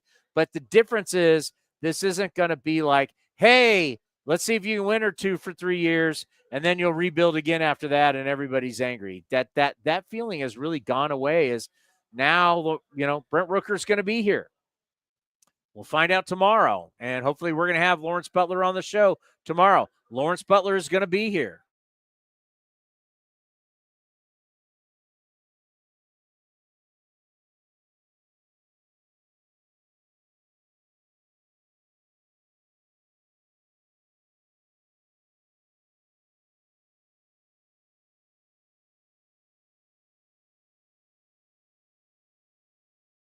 bunch of different players who are seeing that way. Lawrence Butler got paid. So if you're J.J. Bleday, you're Zach Geloff, you're Soderstrom, the poster behind me. Yeah, that is. You can see it right by me. Shea Langoliers, the MVP of the Futures game. Shea Langoliers, all these young players, J.P. Sears, all these guys are realizing now, hey, I can succeed here, make this a home, and get paid here and stay here a long time because they love Kotz. They love the coaching staff. They love the organization. Fran Riordan was here. They love just when they come through the organization, the love and the sense of family. There has always and always will be the sense of family. A's players have always hated leaving here, but they had to leave here because of the business of baseball. Well, that is changing. Guys are getting paid. And the young players now know you perform, you can get paid here. It's a very, very interesting dynamic. Yeah, I mean, just being at the event we were at last night, the excitement around all of our coworkers and then the players, talking to Mason and Shea and Law, they're all excited. And Don was talking about it, how good this team can be. Fran mentioned it.